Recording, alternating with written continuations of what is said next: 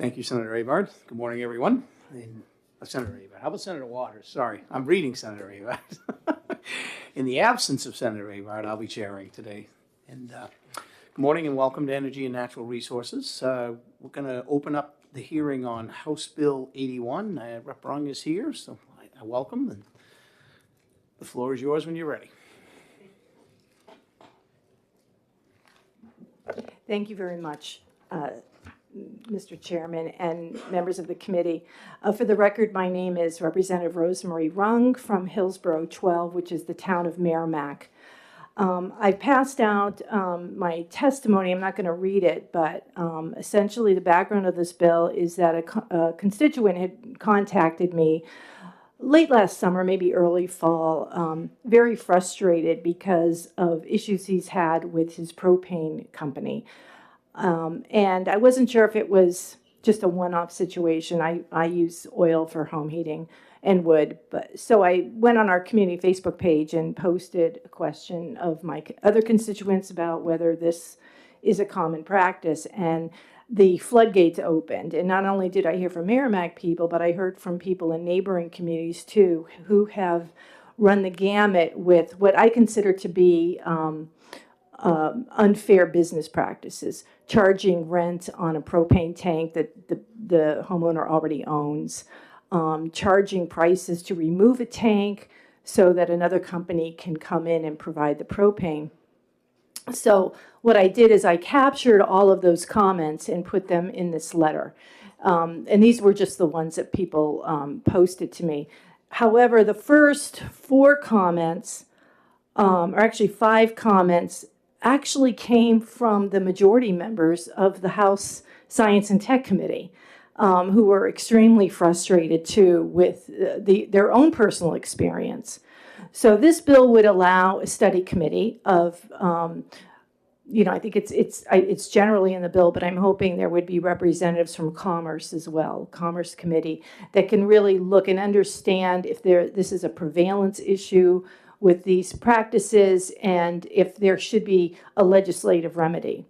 Now, you will hear from the lobbyist, Mr. Scully, who represents the propane industry in New England, that let them take care of it.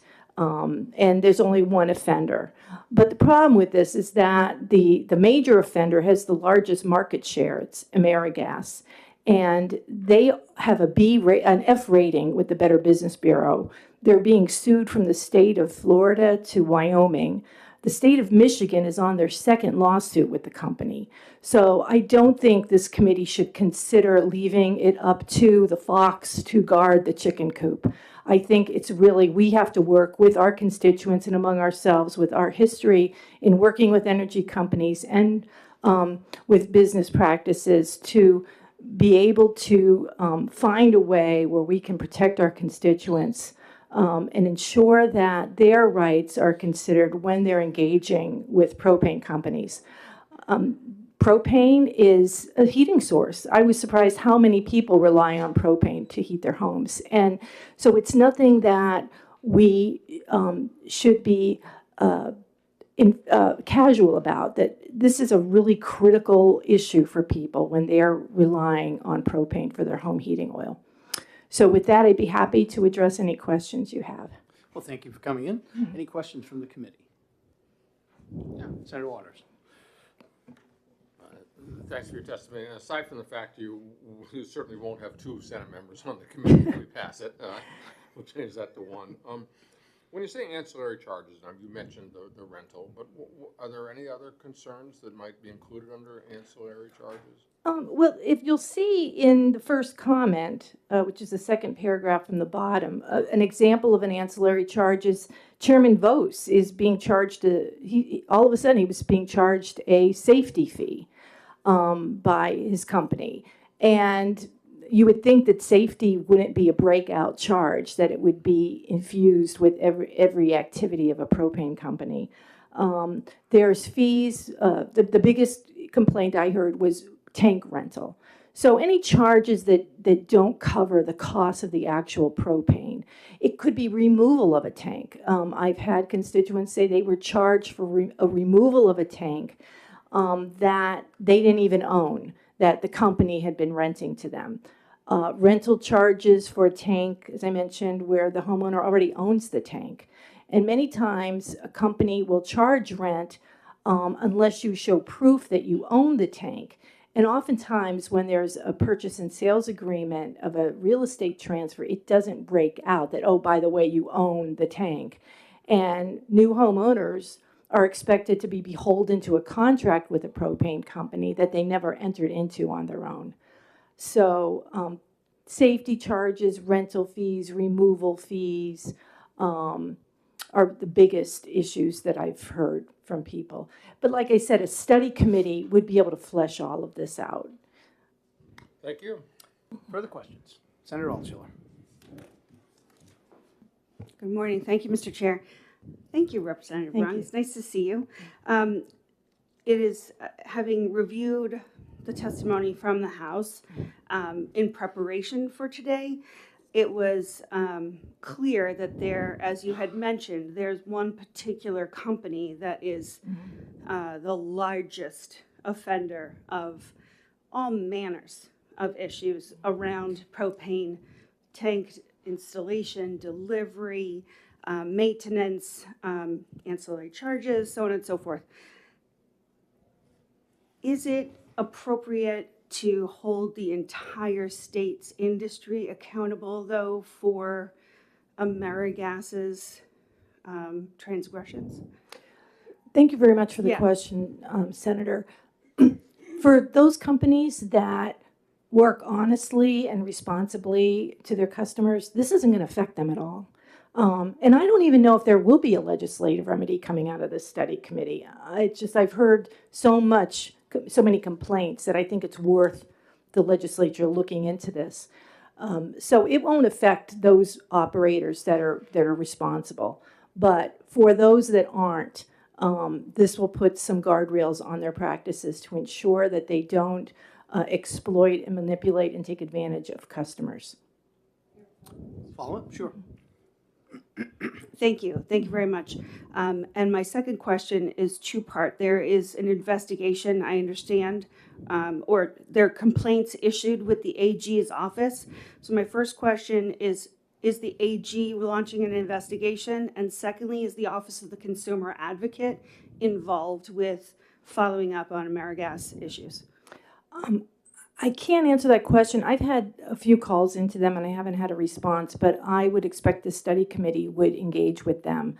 If you look at the Consumer Protection Bureau and the list of complaints that they've had on AmeriGas and there are still some other companies, they're just overshadowed by AmeriGas. Some of them are resolved, some haven't been resolved. I don't know if the Consumer Protection Bureau is overwhelmed. I mean, if you do look at the numbers, I think AmeriGas complaints are well over 100. And then you have to think of all the people who haven't complained to the Attorney General's office. You know, I would say for every person that files a complaint, there could be several others who don't know how to file a complaint or just live with it because they have to, because they need that propane. But I would like to get them involved in this too. Further questions? Senator Birdsall. Thank you, Mr. Chair. Thank you for taking my question. You say that for those dealers that are playing well with others and AmeriGas is not, but isn't it true that any recommendations that may come out of this study committee that would affect AmeriGas would probably affect any of the other propane dealers, because we can't just isolate AmeriGas. It's going to affect all of them. True. I don't anticipate any legislation that recommendation comes out of this would be specific to a particular company. But for example, one of the things that may come out of it is that if a customer decides to change companies, that has to be responded to within, let's say, 30 days. Because sometimes some companies will drag out that transfer for several months. And so the customer is still paying this higher rate than they would otherwise. And that if there is like an in-ground 1,000-gallon tank, which is not uncommon, if there is a transfer of of propane supply, that there needs to be a mechanism in place or legislation that would make sure that there's a transfer of that ownership of the tank within a timely reason. I find it abhorrent that, and there's one case in here where a customer changed suppliers, and I believe it was AmeriGas came in and dug up their yard to take their tank away. And to me, we should have some legislation that would require companies to work with the new supplier to transfer that ownership, rather than having all the damage to someone's property just because they're changing customers. I mean, if you look in the House notes, there was a letter from the lobbyist that Mr. Scully had submitted, where the person from the propane industry had said, well, if somebody has a problem, they can just change suppliers. But that's extremely difficult to do if you have a 1,000-gallon tank in your backyard that you don't own. And I don't think we should leave it up to the respect or responsibility of a company to just on their own, oh, we'll transfer ownership to the new company.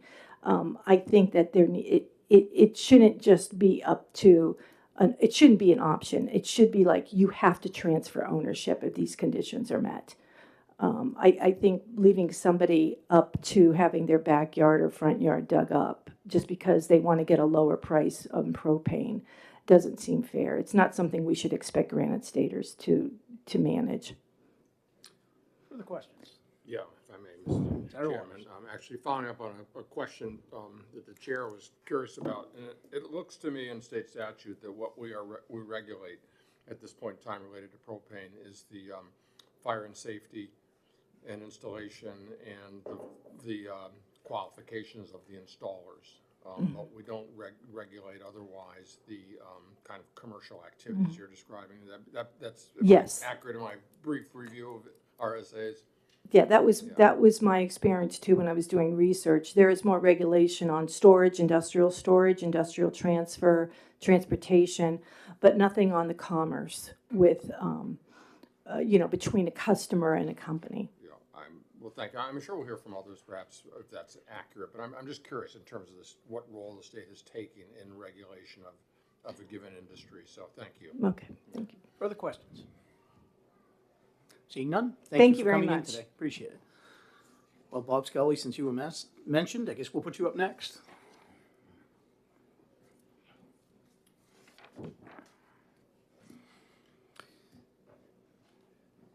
Good morning. Thank you, Welcome Mr. to Good Energy morning. and Thank you, Natural Mr. Resources. Chairman. Members of the committee, I have some handouts for you.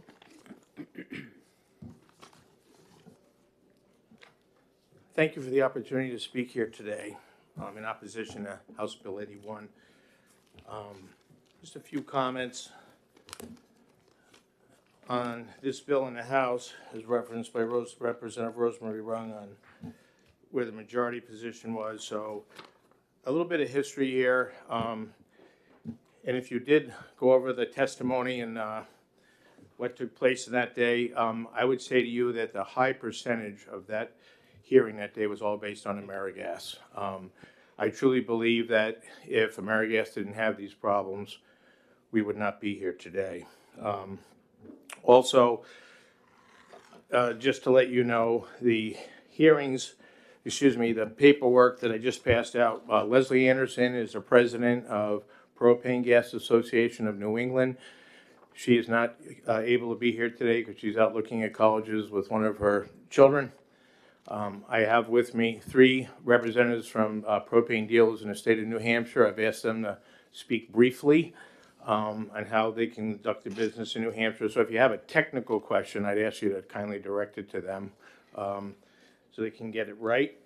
And then what I did also include is that blurb from the House, okay? So we had the initial hearing in the House in the end of, I believe, January or maybe February, and then there was a subcommittee established, of which 2 representatives from AmeriGas did attend. And one was their attorney, one was their head of operations in the East Coast who used to drive here. They acknowledged their problems and they committed to trying to solve their problems.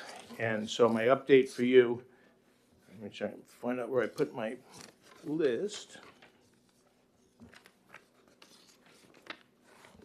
Let's see.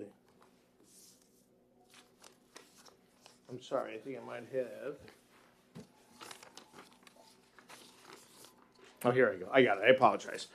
So, an update from AmeriGas anyways, and we can talk about the rest of them. So in February, there was 275 requests to remove tanks that were not taken care of. That was, and Representative Rung is here because she had constituents that were frustrated. AmeriGas is the largest propane dealer in the state of New Hampshire with 30,000 customers between business and home.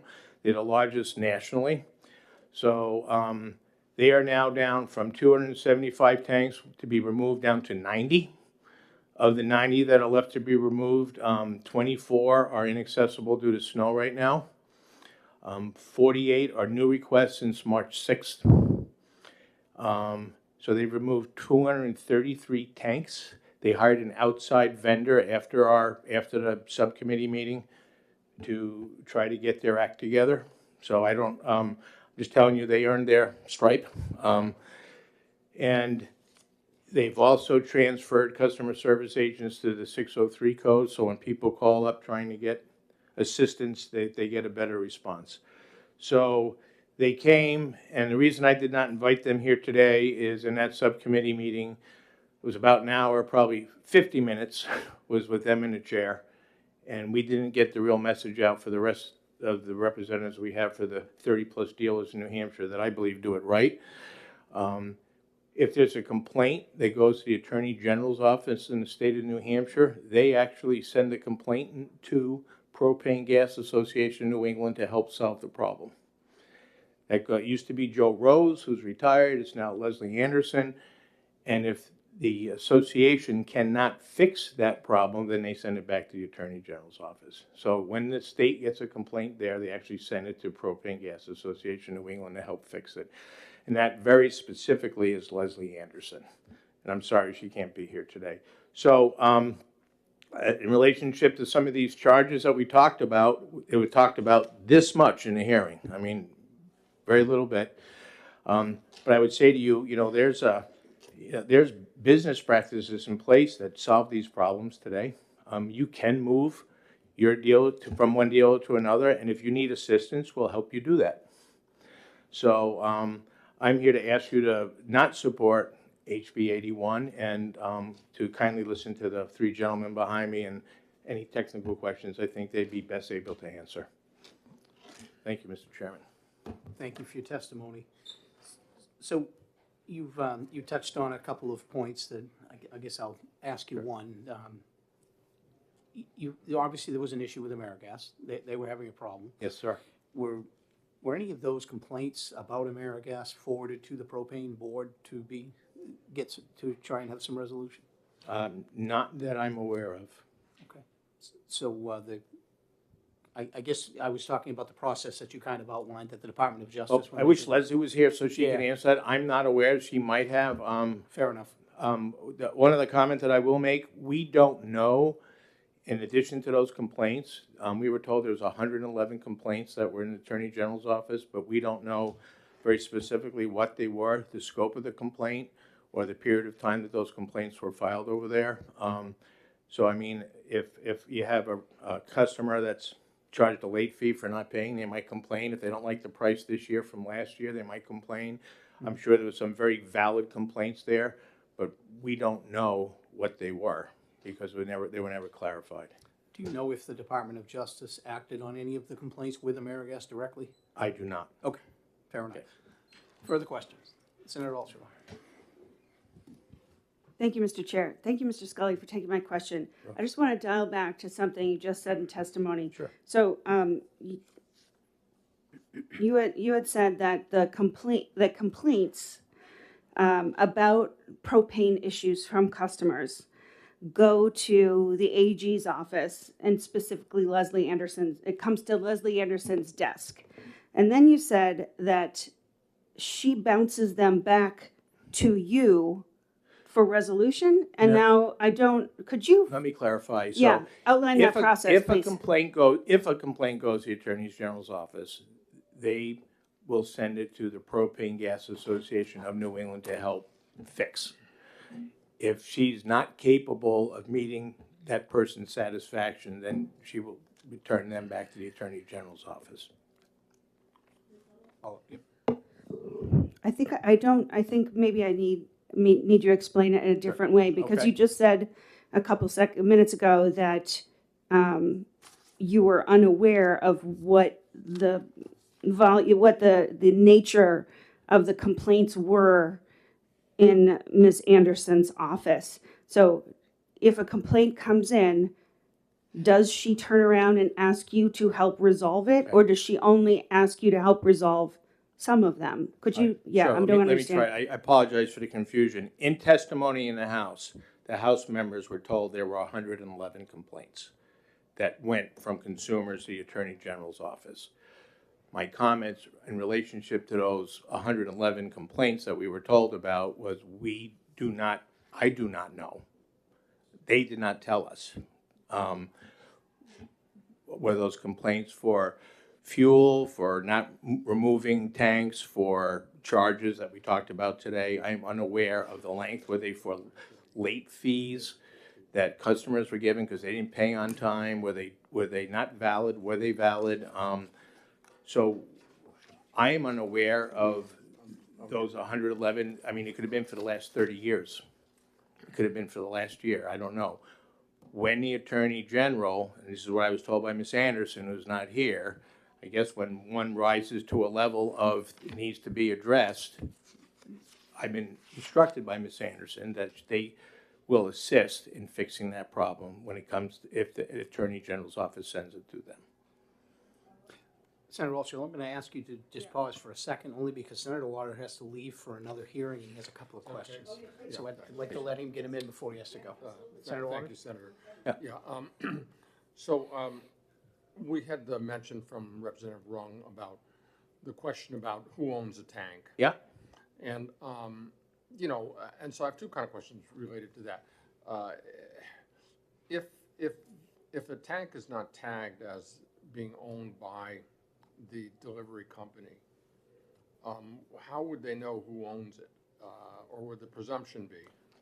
I would ask you to ask them, Senator. So I don't want to get it wrong. Yeah, I may not, well, please consider that, because I gotta go introduce the bill in a minute. I apologize. No, it's quite all right. And then the other question was, amortization is kind of referenced to the, why there might be a fee for a tank. Does there come a point in time when if a homeowner has paid the fee for a certain number of years, they consider that they're now the owner, or is that not something that's kind of considered? I'm not, I mean, I think each company's different. They're behind me. They can answer that. I believe owners can buy a So hold those under tank. advisement, okay? I apologize, Thank you. Senator That's Waters. all I don't right. want to get it wrong. I gotta go. Thank you again, Senator. Senator Altshuler? Thank you. That's also on my list of questions, so just throw it in your testimony. So I'm going back to where Propane Gas Association of New England cooperates with the AG's office in helping to resolve complaints. Because you did mention that there is a cooperation. So where does the AG's office hand off or inform you of a space where you can help navigate that complaint? So since Ms. Anderson isn't here, if this committee would let me, I would be happy to have her respond to that in writing to all 5 senators before the end of the week, if that's okay. I'm good with that. Okay. Ask the chair. Mr. Chairman, would that be satisfactory? That would be fine, sorry. Senator Altshuler, I think for clarification, Mr. Scully doesn't represent the Propane Gas Association. Sure. He isn't you may lobby for them. Yeah. I guess maybe explain your relationship, because I think that I'm feeling like that might be All creating right, a little I bit of apologize. confusion. So I do have multi-roles. I do represent New Hampshire Motor Transport Association, but here today I'm representing Energy Marketers Association of New Hampshire and PGAIN as their lobbyist. Leslie Anderson is the executive director of Propane Gas Association of New England. So she does all the operational oversight for Thank you. 6 New England states. Thank you. Further questions? One I'm more? gonna save it for the. All right, fair enough. Any further questions? Thank Seeing none. you. Thank you. Bill Massey.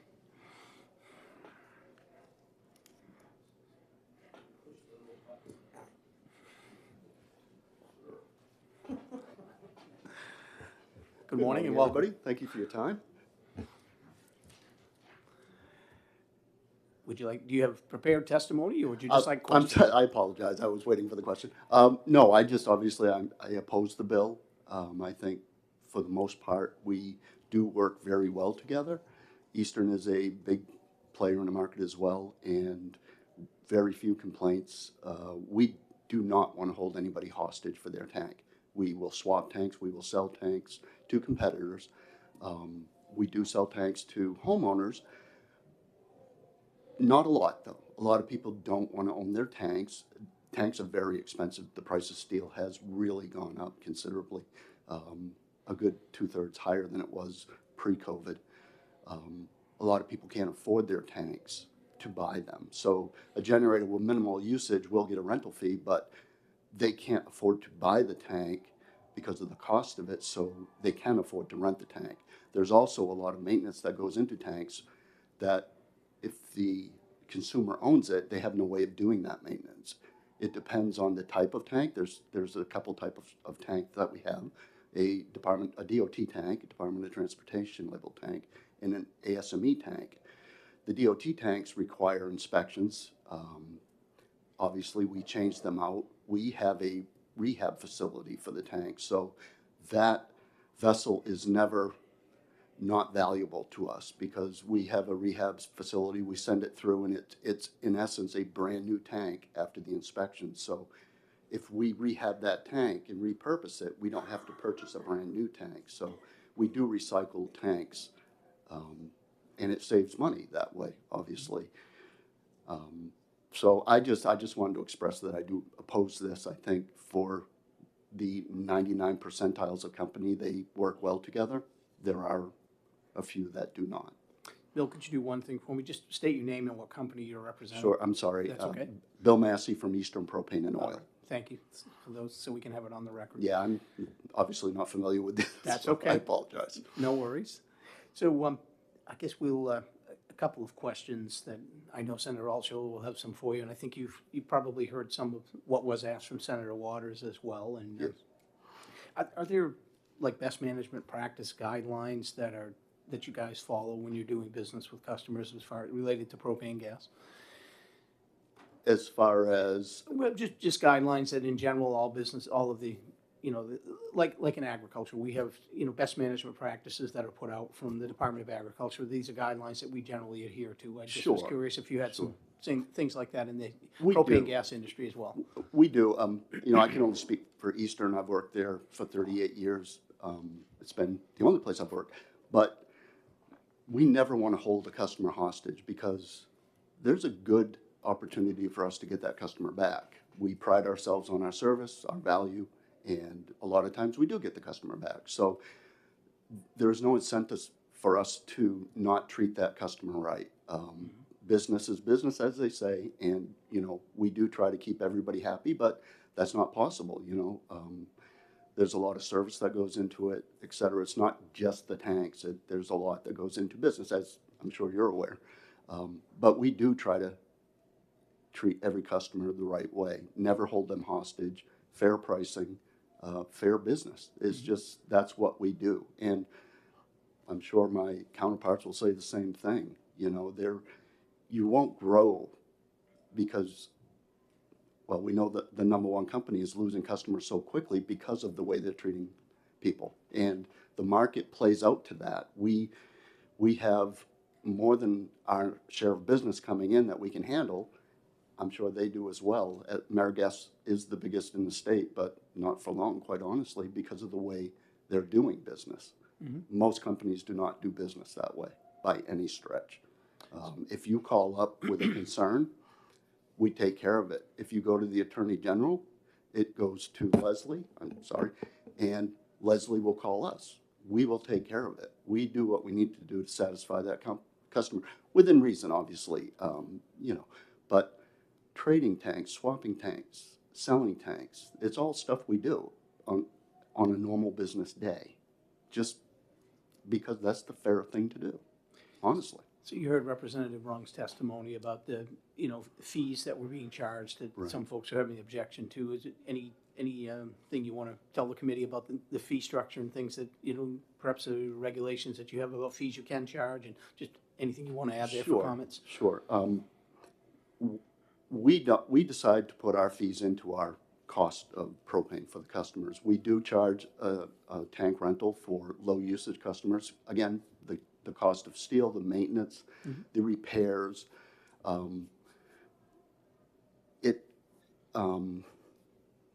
Really, that's it. We as Eastern, like I said, we don't charge those ancillary fees for delivery, but that's because we build it into the cost of our product. Now, we have to be competitive, obviously, so that's just always been our way of doing business. Other companies will charge a fee. They'll charge a hazmat fee or what have you, and they may be structured differently so that they can put those monies towards a training program. We just do it differently, so I'm used to the way we do it, obviously. Sure, thank you. For Senator Altshuler. Thank you. Does Eastern Propane keep a log of the customers that you have sold a tank to, so that you have? I'm looking for what we're hearing in the testimony and we heard in the House is that there's questions, particularly after a change of ownership of a property, as to who owns the tank, because that's an unusual receipt to keep on hand. So, as a propane company, do you monitor who owns tanks and who is renting and who comes to you that has a tank from someone else? Absolutely, we do. Every customer-owned tank is tagged in the computer as a customer-owned tank, in their file as a customer-owned tank. We give them a bill of sale, and if they were to call in down the road that they lost that bill of sale, we would provide another one for them, because we do keep accurate records of that. Now, underground tanks are required to have what they call cathodic protection testing. So an underground tank will have a cathodic bag, which is essentially a battery that pulls the corrosion from the tank into this bag. So over time, that bag will deplete itself and it has to be replaced. So there is a testing schedule from the federal government that we must follow on that tank. And along with the underground records, we do the inspection, and we also keep track of that, obviously. So we know, because there's a 6-month, an 18-month, a 3-year schedule for these, depending on when the tank was installed and how far out you are. So with a customer-owned tank, that is incumbent on the customer to have that done. We will tell them when it's due, absolutely, and we will do that for them. But for us, we do it, but we keep their records as well. So customer-owned or Eastern-owned, we keep all the records very tightly, because we need to know, obviously, what the tank is. And if I will tell you, you're absolutely right about when someone sells a home. The real estate people are so used to writing, doing a proration on oil, that they do the same thing with a propane tank. So the assumption is that the customer now owns a propane tank, the new homeowner. But honestly, I wouldn't want to own my own propane tank. If I have a 500-gallon tank in the ground and there's a leak on that for some reason, then all that gas is gone and I have to buy it again. If it's a company-owned tank, we give a credit for all that and we fill your tank back up. That's a definite plus. And insurance companies are catching on to people owning their own tank because of the maintenance requirements. They're getting stronger and stronger every year. So you could have a tank that doesn't have its cathodic protection done. And honestly, around here, it's perfectly fine. There's other areas of the country that, the soil is a little more acidic, so they wear a little quicker, so to speak. But to answer your question, we keep very, very good records, yes. And we're more than willing to send out a new bill of sale, like I said. We never want to hold anybody captive. That's just not a good way to do business. And honestly, the way the way the world is today with social media, that's not a good thing. You know, it's not a good thing, because if someone posts something negative about your company, the last thing you're going to do is reply to that in a bad way, right? You're not going to get into a heated social media battle with somebody. So you do try to keep it out of the social media or anything you do. And I'm not saying we run our business in fear of social media, but you obviously don't want that. So, and I'll also tell you, the guy who owns Eastern is, he is customer driven, focused, and he's a local guy, and he doesn't want to be reached out to about a problem. So we tend to work very well with people, and you know, it's just, we've always done that. Like I said, I've been here 38 years, and I've hired a lot of people that come from other companies that are just incredulous about the way we do business. They are just amazed, you know. So Thank you. proud of that. Senator Bertzel. Thank you, Mr. Chair. Thank you for taking my question. When you have owner-owned tank, and let's say they sell the property, how do you learn that there's a change of ownership? And does the ownership of the tank go along with the sale of the property? Thank you. The ownership of the propane tank does not go along with the property unless it was owned by the former owner. Normal course of business in the propane industry is the propane companies own the tank.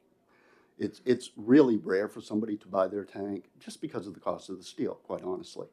To answer your question about the change of ownership, we don't know.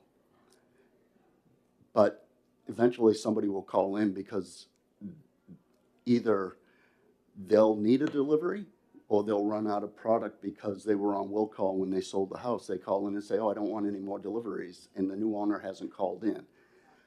Hopefully we don't get to that point, because we don't want anybody to run out of product. But so they'll call in like they call their utility company. As a rule, our tanks are all labeled with our phone number and our emergency contact and everything on it. So 99% of the time we do get that call. Very rarely do we get an emergency call that they're out and, okay, we have to set up an account for you, typically. Further questions? Seeing none. Thank you, Bill. Thank you for your time. David Richard.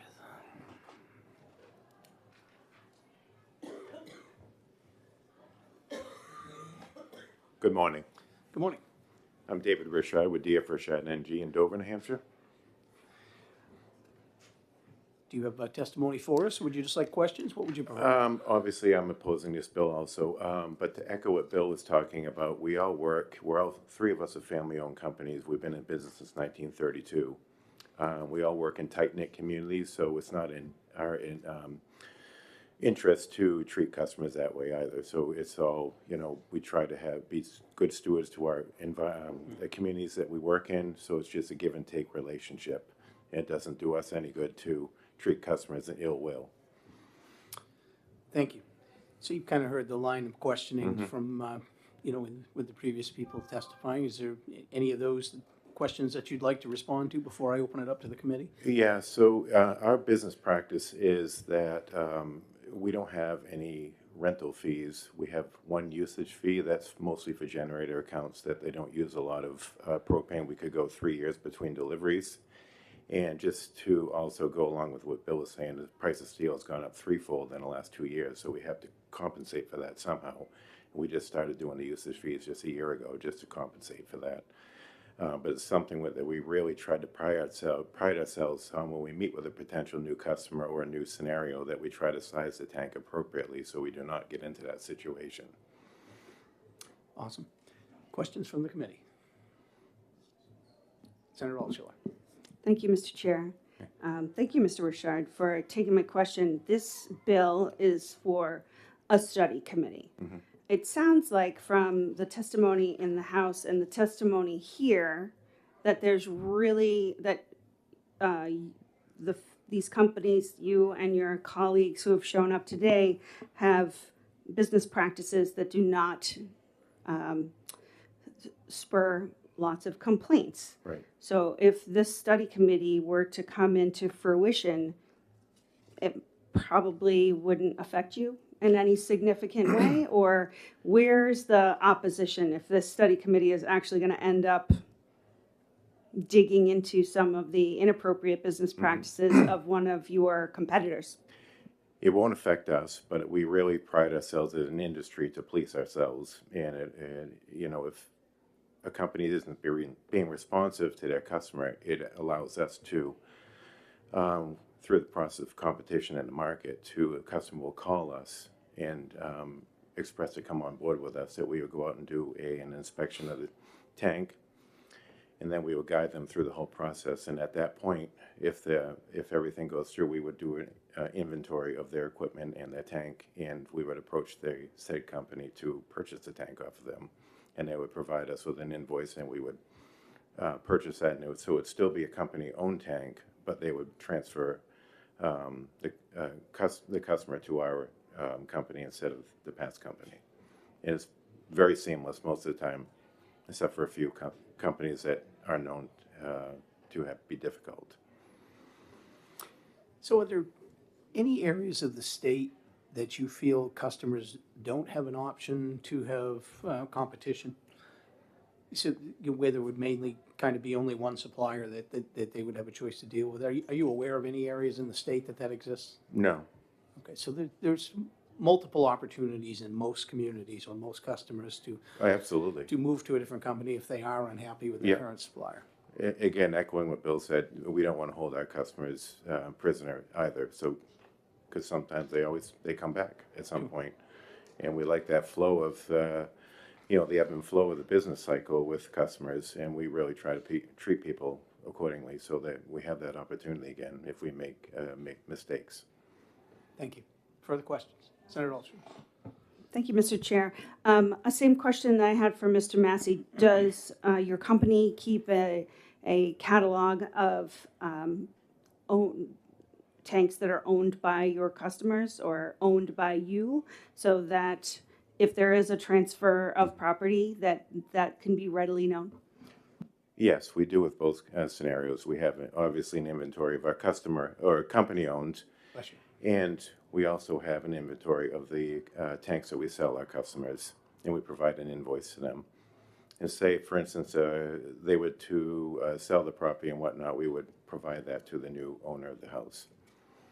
Further questions? One more? Thank you for taking my final question. We heard testimony that one of the problems that precipitated this legislation is the turnaround time on transferring from one company to another. What's your turnaround time if somebody would like to go from your company to another company? 48 hours. Thank you. Further questions? Seeing none? Thank you. We appreciate you coming in. And our last person, Dana Jones.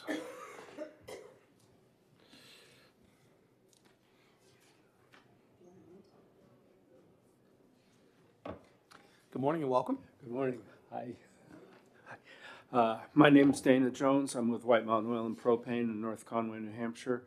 I won't hold this up too long with any long-winded testimony, simply to say that obviously I'm sitting here and opposed to the proposed study committee legislation. A couple of quick things as I've been listening that came to mind were you asked about standards and practices, and my answer to that would be that we really operate on the regulations we operate under really are the fire marshal's regulations, the National Fire Protection Association. So in New Hampshire, things are relatively non-regulated. It's live free or die, but we've always been operating under fire codes.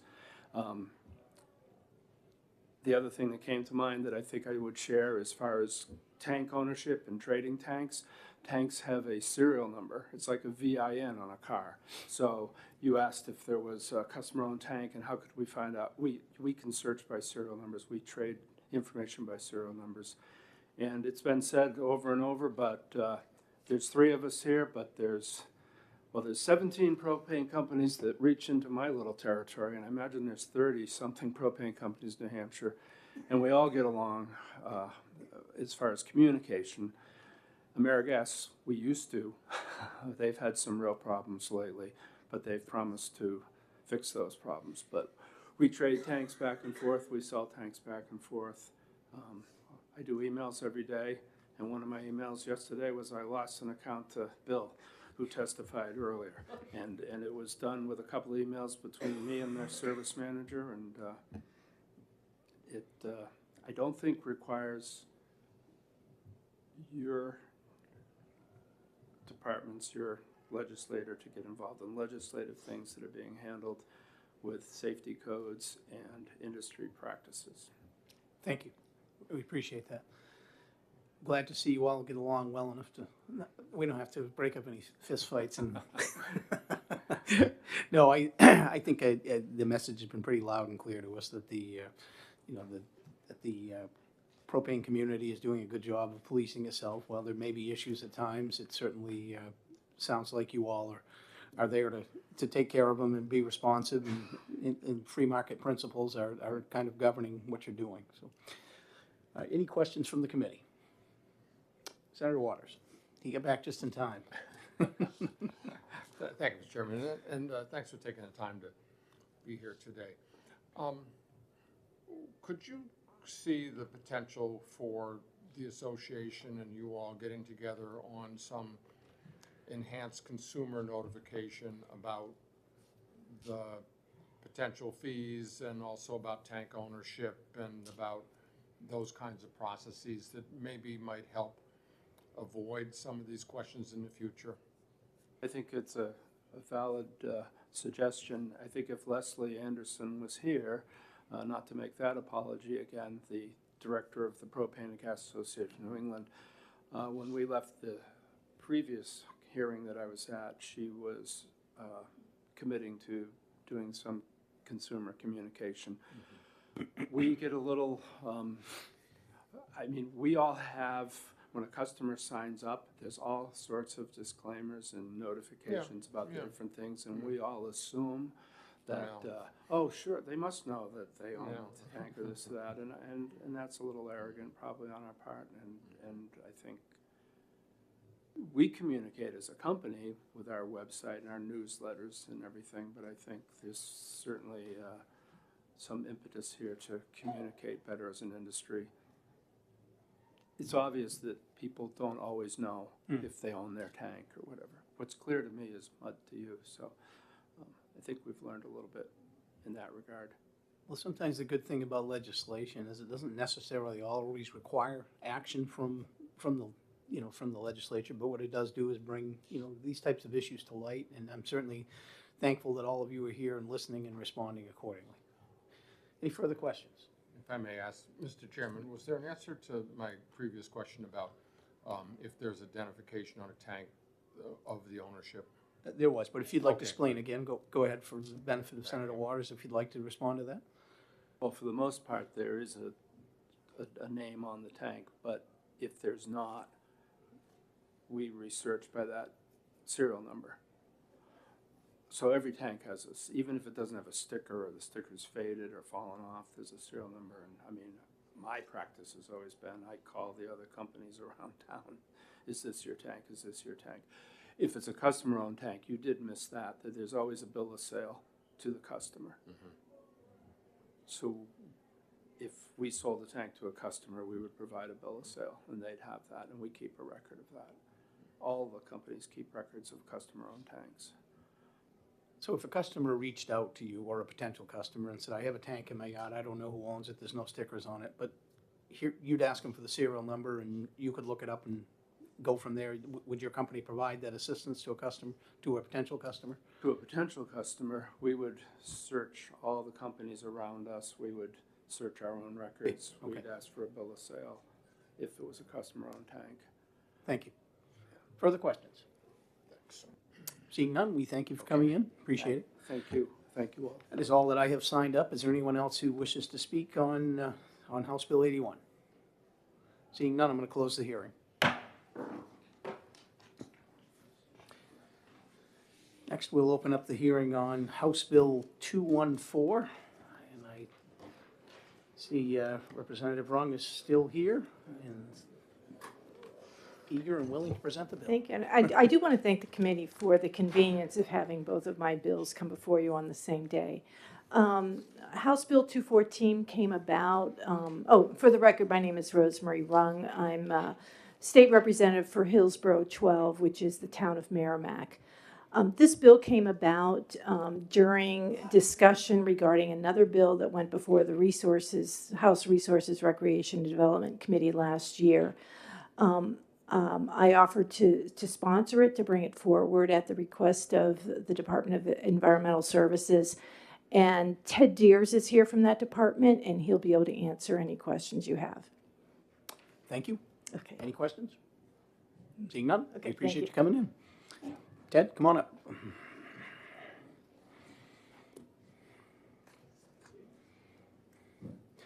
Good morning and welcome.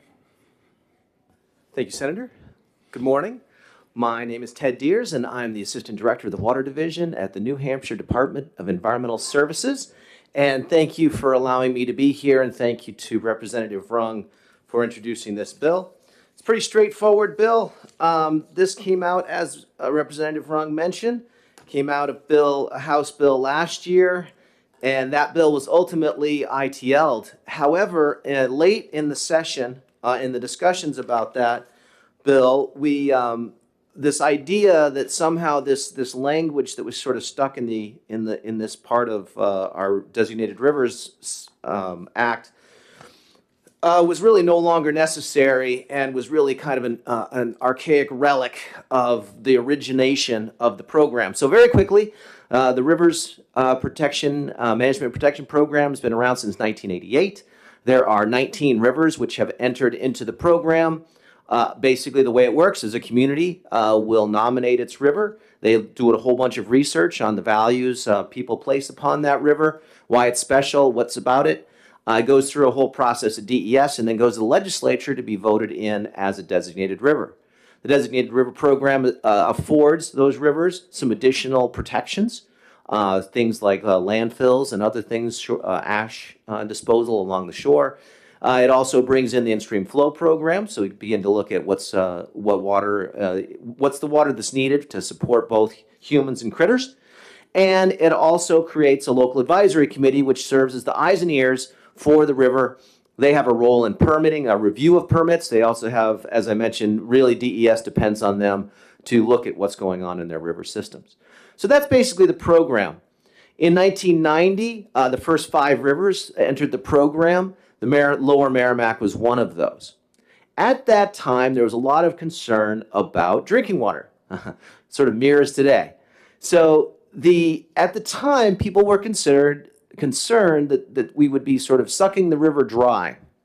And what we've learned since then is that that's really not the case, and that this is a much more sustainable process than all of that.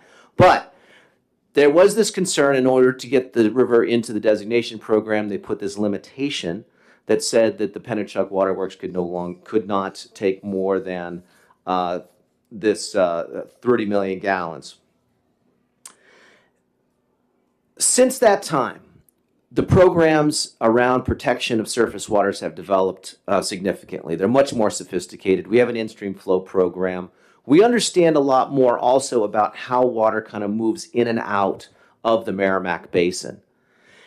The other thing that's happened, as you may be aware, you may have talked about this in this committee, that there's these things called MTBE and PFAS that have reared their ugly heads. These have had an impact on groundwater resources dramatically, and obviously continue to have those impacts, which are forcing a lot of communities to take a much more proactive look at their drinking water sources. The Merrimack is a big river. It's a river in which we're taking water out. We put water back after it's treated. In fact, some of that water that goes in treated is better than it went actually out of the river. So we're doing a good job of managing the resource. And in the future, it's highly likely that we will need the flexibility within the Lower Merrimack to be able to provide drinking water to future water supplies, especially as we have more of these issues related to PFAS. So this bill basically doesn't give anybody any additional rights, doesn't do anything like that. What it does is essentially removes this limitation such that in the future, we could have the flexibility to be able to utilize the Merrimack to its full potential without impacting the resource or the people who recreate upon it. So that's the nature of this bill. Again, it kind of gets rid of a relic language from the early points of this program. We feel it's necessary now. There's been testimony in the House by the New Hampshire Water Works Association and others highly in favor of this. I haven't found anybody opposed to it yet. So with that, I will stop. Thank you. Senator Waters.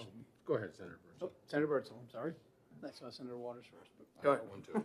Thank you, Mr. Chair. Thank you for taking my question. I just want to make sure, because we do have a number of water systems affected, and I want to make sure that this doesn't limit us to not being able to use some of the water in the Merrimack for our water systems that we're putting in.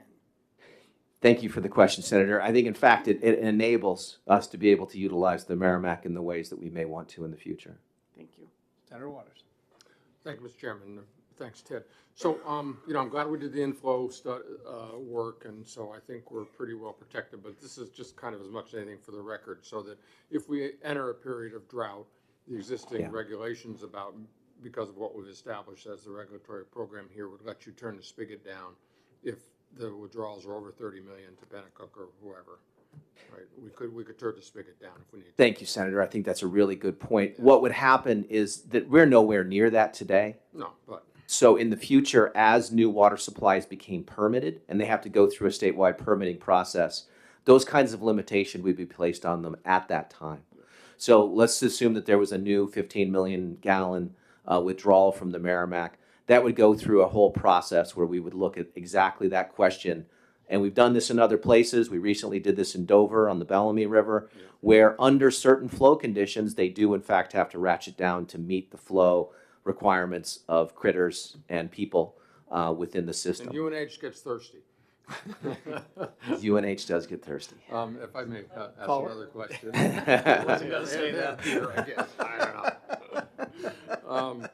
So we have before us this request for an amendment from the River Management Advisory Committee. Have Yes. you seen that? I do have a copy of that. And I don't see anybody to testify from them. So what do you think about this? So the department does not take a position on that particular request. I would note two things on it. The concern that I would have is that we already have challenges recruiting people to sit on these local advisory committees. And so, this idea that people could be removed in attendance is challenging one, because we, again, like I said, we already have a challenge getting people to volunteer.